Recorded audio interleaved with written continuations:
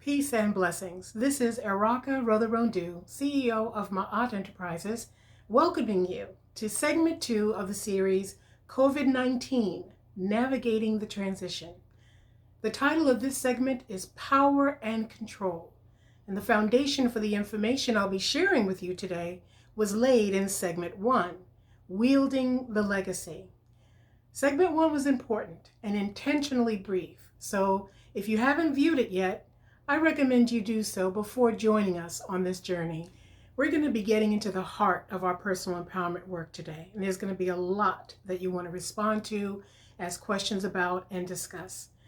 Those of you who shared segment 1 or clicked on the link below to register for your free reminder or emailed me, you're going to receive an invitation to join the CV19 Navigators, a private Facebook group where we'll be able to ask questions, comment, feedback, share information, and discuss this and future segments of Navigating the Transition.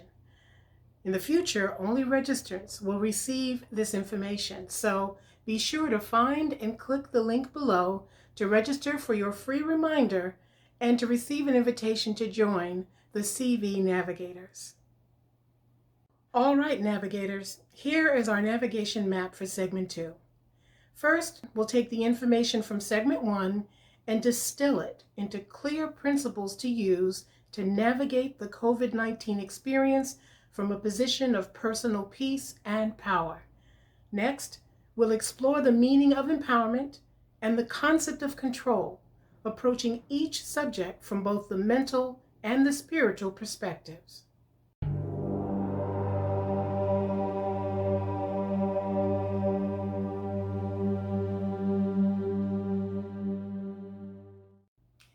Let's talk now about principles.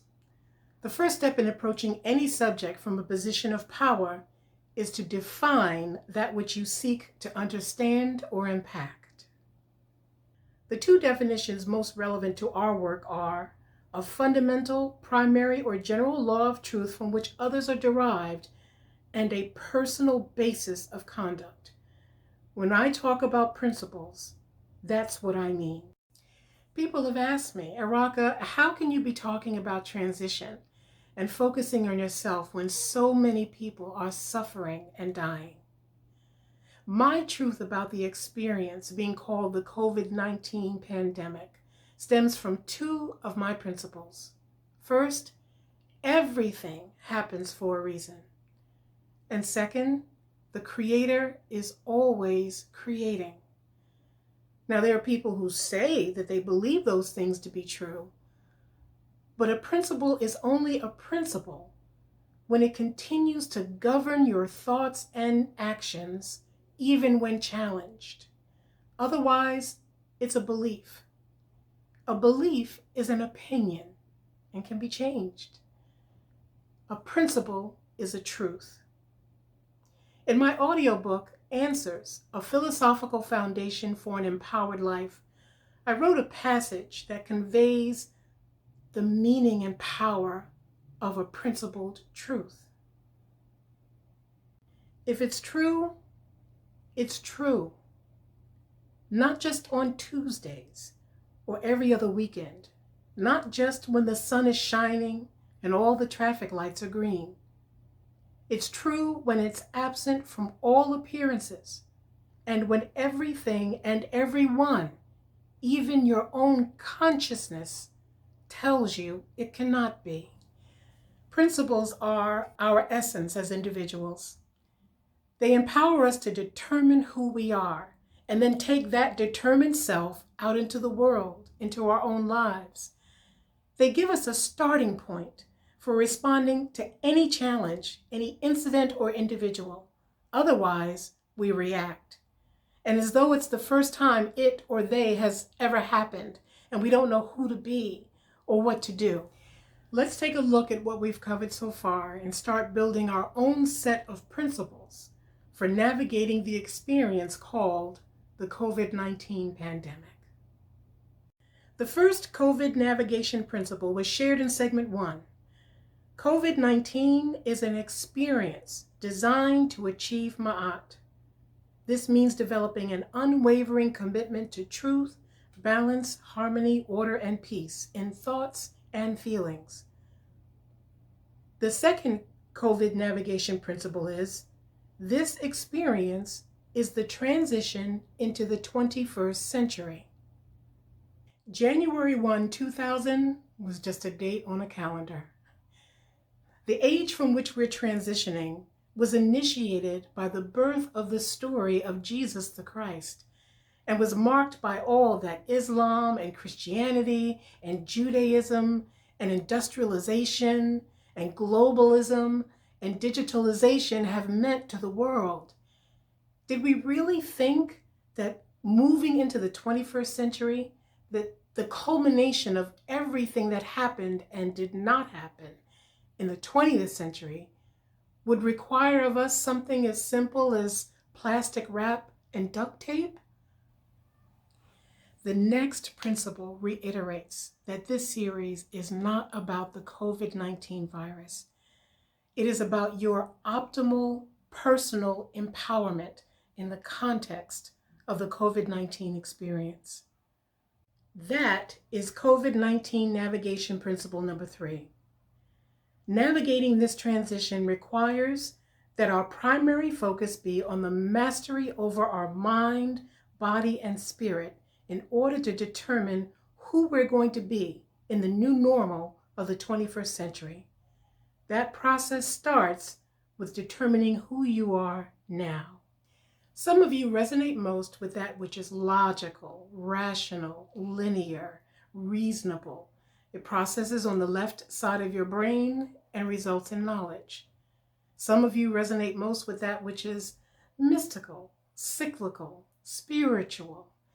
It processes on the right side of your brain and it results in understanding. This series is designed to resonate with each and every one of you, whether you self-identify primarily as mental or spiritual. To achieve optimal personal empowerment, however, is to simultaneously develop both your knowledge and your understanding, your mind and your spirit. So now, let's get started on your OPE.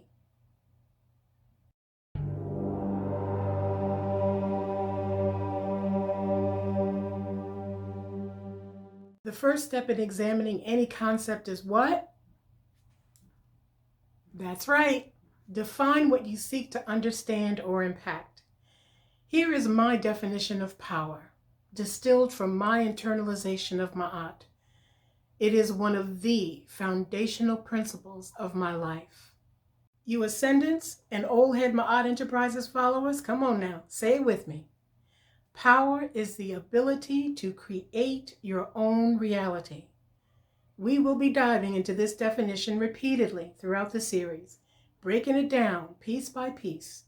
So, it's important to keep it in the forefront of your consciousness. To be more powerful tomorrow than you are today requires change, and change is difficult for most human beings. In fact, humans don't change. Circumstances change. Events happen. Humans transition. It is our basic human nature to be resistant to both change and transition. But if the meaning of our existence is to become our highest and best selves, then it stands to reason that we must consciously struggle against this basic human resistance. I have identified 3 prerequisites for personal power, which I discuss in detail in my book, When Loving God Is Not Enough. I'll introduce them to you now as the process for conditioning the mind to become the change that will be you. Prerequisite number 1, be open to new information. There's a concept in psychology called cognitive dissonance. In the field, it's used to describe the tension or discomfort someone feels when they're confronted with 2 conflicting beliefs or attitudes or behaviors. It also goes on to describe what steps people take in order to alleviate that dissonance, that tension, which usually either means rejecting the challenge or modifying the belief. Like when a smoker justifies smoking in order to continue doing something that he or she knows is deadly. Or when I remain steadfast in my assertion that Haagen-Dazs ice cream is a viable food group. I have embraced the phrase cognitive dissonance to describe the human resistance to new information. I like to use the term dissonance to describe the discomfort that happens when we're confronted with something that challenges what we already believe to be true, or that we know is going to require us to make some kind of a change. My best friend in high school was deep into Egyptology and astrology, and I was like, whew. But I would experience that split second of inner turmoil whenever she said something metaphysical or spiritual that was compelling. That split second is dissonance. When we hear something that challenges what we currently hold to be true, my aunt dictates that we run toward it, not away from it, that we listen for answers and not close our ears to them. That tiny turmoil, that poke to our human energy, means an opportunity for growth and for change. The COVID-19 experience is the universe's way of hitting the reset button. We have become a society of humans that adamantly refuse to be open to any information that does not confirm what we already believe to be true. Individually, it is impossible to grow in consciousness without expanding our base of information. Collectively, we're not going to be able to achieve what we need to as a society without collaboration and compromise. And those things are not possible unless each of us can find some truth and some value in the opinions of others. Depending upon the translation you read, Ma'at Principle number 7 or 8 says, I have not shut my ears to truth. If Ma'at requires that our lives be an unwavering commitment to truth, then pursuit of truth must be an unwavering commitment of our lives. Prerequisite number 2, release dichotomy. Before Donald Trump, perhaps the most frightening thing I ever heard a president say was when George W. Bush said, either you're for me or you're against me. That is the epitome of dichotomous thinking, the belief that anything or anyone is wholly right or wholly wrong, wholly good or wholly bad. Dichotomous thinking blocks your OPE because it can govern the choice you make when you're confronted with dissonance by new information. It's like playing tennis instead of catch. New information comes to you and you hit it back because it contradicts what you already believe to be true, and because you're afraid you're going to have to change if you catch and embrace it. Nothing and no one is ever wholly wrong or wholly right. Nothing and no one is ever wholly good or wholly bad, and that includes the experience being called the COVID-19 pandemic. Because of the shelter-in-place requirements, members of families have been able to get to know each other, really get to know each other, for better or for worse. We've been forced through deprivation to reconnect to the value of being physically and metaphysically connected to each other. The earth is rejoicing in the pause and her destruction. The air is cleaner. The water is clearer. Nothing and no one is ever wholly wrong or wholly right. Nothing and no one is ever wholly good or wholly bad. The truth is always, always, always somewhere in the middle. Prerequisite number 3, be willing to change. I don't have to say too much about this one, do I? I mean, if you've ever tried to lose weight or join an exercise program or stop smoking or just not answer the phone when she calls, you know how difficult it is to change. Most people think that change is a function of the mind, but it's not. The key word in this prerequisite is willing. Will is a spiritual energy. You already have all the information you need about losing weight, or the benefits of exercise, or the perils of smoking, or exactly how dishonest she is. It's not until something happens that translates that knowledge into understanding, that moves your energy from the mind to the heart. It's not until that thing happens that will, the internal, self-determined, independent drive, moves you from desire to action.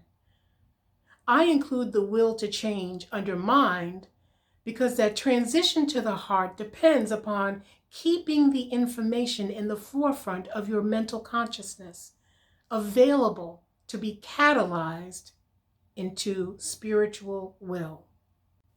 By committing to the 3 prerequisites for empowerment, you position yourself for your OPE. If you already know what aspects of yourself will need to be adjusted or developed to be powerful in the new normal, keep them at the forefront of your consciousness every day with the mental affirmation of their activation into will. If you have yet to see your path in the future, make the 3 prerequisites part of your daily affirmation, and you will attract exactly the information and experiences you need to embrace with your mind so you can accept them in your heart.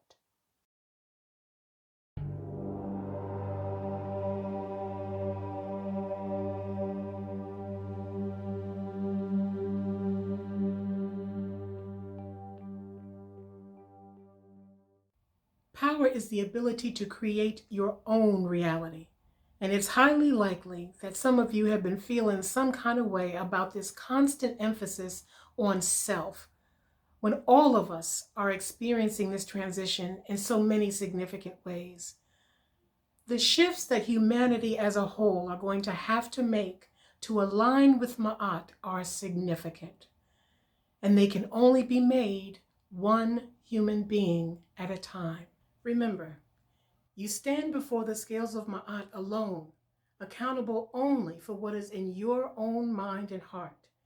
To that end, we need to address anything that may limit or impede the development of your OPE, and that can include your feelings, emotions, and intuition. In other words, your spirituality, your heart. I want you to be very conscious of any and all dissonance that you experience as I discuss this topic. I want you to bring it to the fore of your consciousness. Grunt in disgust, scowl in disagreement. Talk to screen if you want to. I want it right here. The stronger the dissonance, the better its resolution. And I promise I will help you resolve it. Humans are a social species, dependent on each other for survival.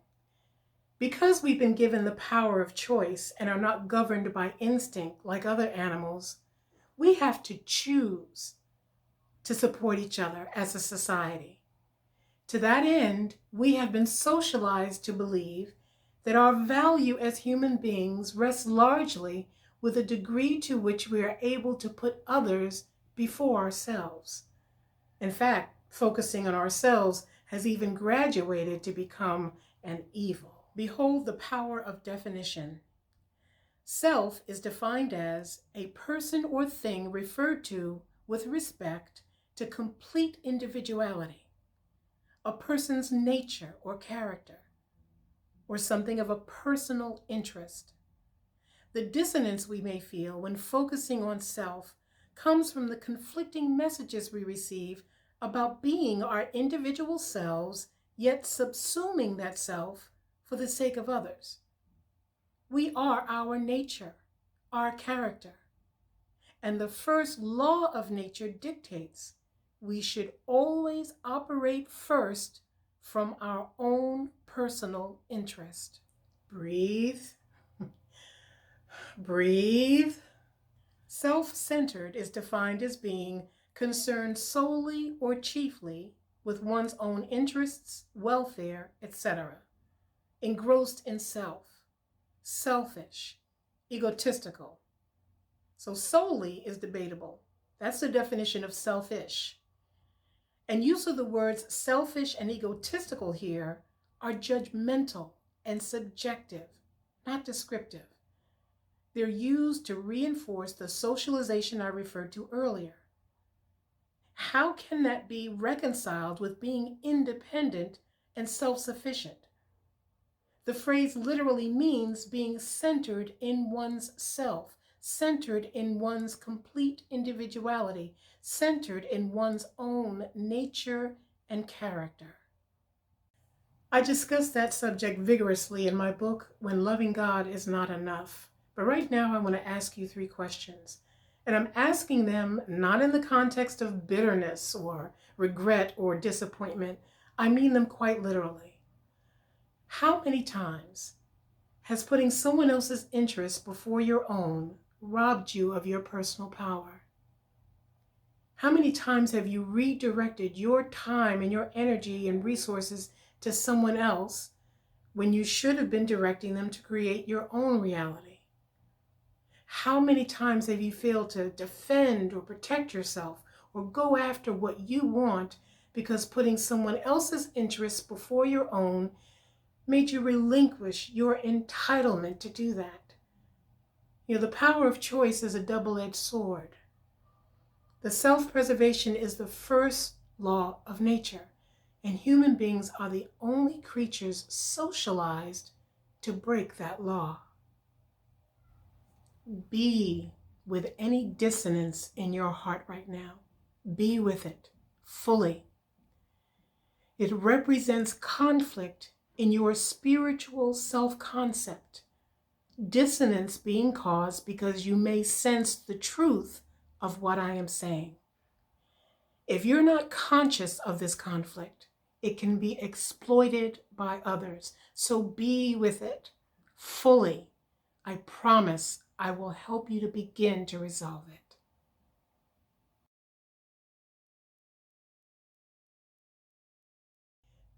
Being spiritually powerful during this transition by standing in your focus on yourself means defending your heart against dichotomous thinking.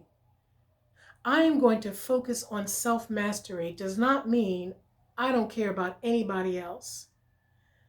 I am going to be peace during this transition does not mean I am ignorant of the presence of danger. I am going to be positivity during this transition does not mean I don't care that people are suffering and dying. If I gambled, I would bet money right now that any dissonance you're experiencing is a direct result of one or more of those dichotomous thought patterns. It's also the direct result of being socialized to believe that operating from your center of self, regardless of the impact on or the opinions of others, is somehow selfish and egotistical. If you believe that we are spiritual beings having a material existence, if you believe that humans are beings of measurable energy, then mitigating our personal power because of that socialization or because of dichotomous thinking is inauthentic to who we are as human beings. Determining who you're going to be in the new normal is a process that can be easily influenced by external forces when it's supposed to be determined by what's in your own heart. Being subject to external influences is not in alignment with Ma'at. Any dissonance you may be feeling should be peaking right about now, so let me help you begin to resolve it. The question is not whether or not you should consider the thoughts and interests and feelings of other people besides yourself in being who you are. The question is whether or not you do so from your heart, or do you do it because of the expectations of external influences or because of the socialization that that's who you're supposed to be. Yielding to the thoughts and wishes and interests of other people because you lack the courage to self-determine is not power. Wielding to the interests of others because you subconsciously disbelieve in your worthiness of your own self-investment is not power. Donating and giving tirelessly of yourself because of the perception of you that it projects, or because you are seeking the accolades and approval of others for doing so, is not power. In this context, the ability to create your own reality means you are entitled to do so, and to do so from the center of yourself and the independence of your heart. By building your own life principles, you determine your personal truths. Your personal truths are what determines your authentic self. Give, yield, support, serve, but do so from a position of being self-centered. And make sure that whatever you give, whatever you yield, however you serve, is in alignment with what is authentic in your heart. When we discover our authentic selves, we give, we serve, we support authentically in ways that are authentic to us. And when each of us serves from our authentic selves, all needs get met. You're going to have to be a very different kind of man or woman or mother, father, sister, brother, husband, wife, employee, friend in the 21st century. We're all going to have to be very different kinds of human beings and citizens of the world. Determining who you're going to be means being powerful over your spiritual energy. You determine what you will and will not do. You determine what you will and will not give. You determine how you will and will not serve. You determine from your heart how you will and will not love. That is why the 42 negative confessions, the 42 declarations that we make before Ma'at about the life we have lived are phrased, I have not. In death, our energy will be weighed, and we will be called upon to take 100% responsibility for everything that we have thought, said, and done. And if we want our energy to weigh in balance, to be in harmony, and to be in peace when we make those declarations, in life we must take 100% responsibility for everything we think and say and do. If that's true, it's true. And not just on Tuesdays or every other weekend. Not just when the sun is shining and all the traffic lights are green. It's true when it's absent from all appearances and when everything and everyone, even your own consciousness, tells you it cannot be. The COVID-19 experience is purposed to return us human beings to a principle-based life, to restore each one of us to the balance, justice, and peace that is Ma'at. How tragically poignant it is that those of us terminally stricken by the COVID-19 virus are forced to die alone, with nothing except whatever we carry in our hearts.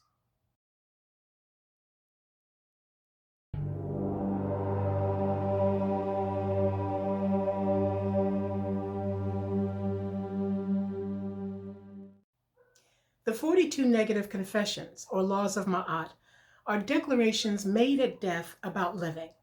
They are principles in that they serve as guidelines for life so that they can be spoken in truth. However, Ma'at also provided specific guidelines for living, called the 10 prerequisites for salvation, or the 10 cardinal virtues. For reasons too complex to discuss here, know that the Egyptian language was deliberately written to be difficult to translate. So you may see many different translations of the 10 prerequisites for salvation. But there is one constant that you will see in any credible translation. The first virtue, the first prerequisite for human evolution and transformation, is control of thought. It is the mind, our capacity for abstract reasoning, and the power to choose which makes us human. So being a powerful human means first mastering the workings of our own mind. Define what we seek to understand or impact. To control is to exercise restraint or direction over something, to dominate or command it. Yet consciousness of and mastery over our own thoughts is not part of any standard educational curriculum. We are not taught how to be human beings. Even more disturbing, most of us do not really believe we have control over our thoughts. We've been conditioned to believe that we're governed by our subconscious and that this governance will always lead us to act against ourselves and play out our sicknesses and our imperfections. This relationship with our own consciousness is the primary reason why we live lives of perceived powerlessness. It's also the primary reason that we give control to external forces over what we think is true.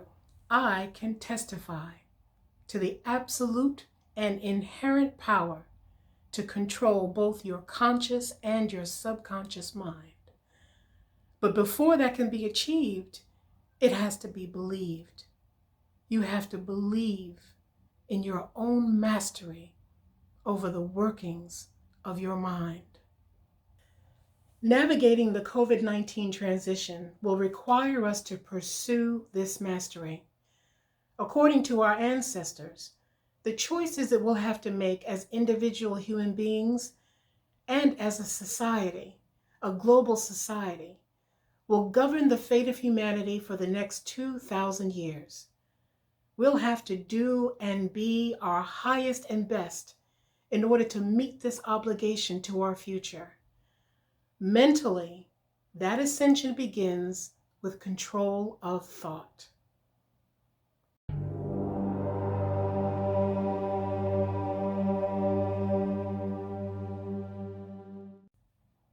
I've referred consistently to the concept of Ma'at as a commitment to truth, to the 42 negative confessions, and now to the 10 prerequisites for salvation. To better put these spiritual principles in perspective, it's necessary that we more fully understand the allegory of the weighing of the heart. After death, the human spirit makes a perilous journey, beset with obstacles to overcome based on the courage and wisdom achieved in life. If it successfully completes this journey, it is presented by Anubis, the god of discernment and judgment, before the scales of Ma'at.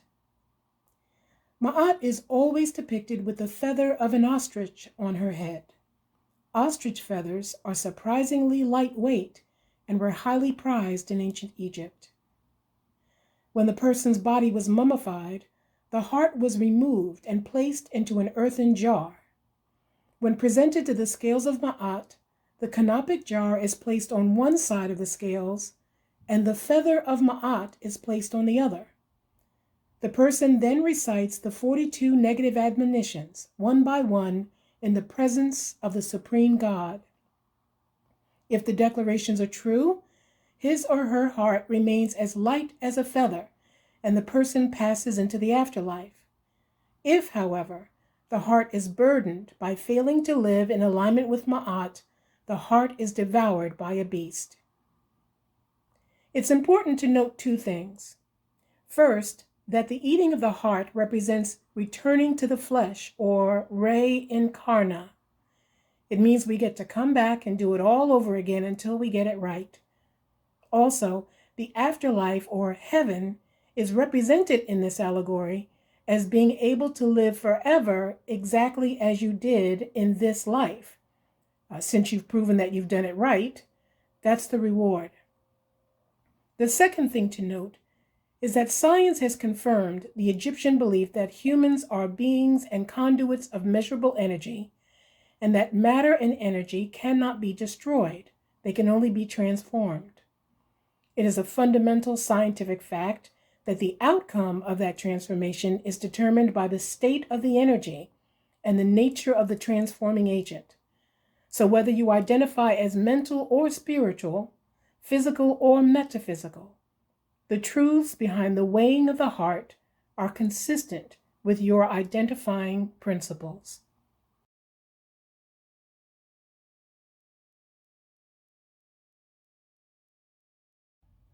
The weighing of the heart first appears in the Papyrus of Ani, which is dated conservatively to 1,250 years BC. It documents the oldest human concept of the judgment of the soul. Before we're anything else, we're human beings. If that's true, it's true. And that makes any experience about who we are going to be.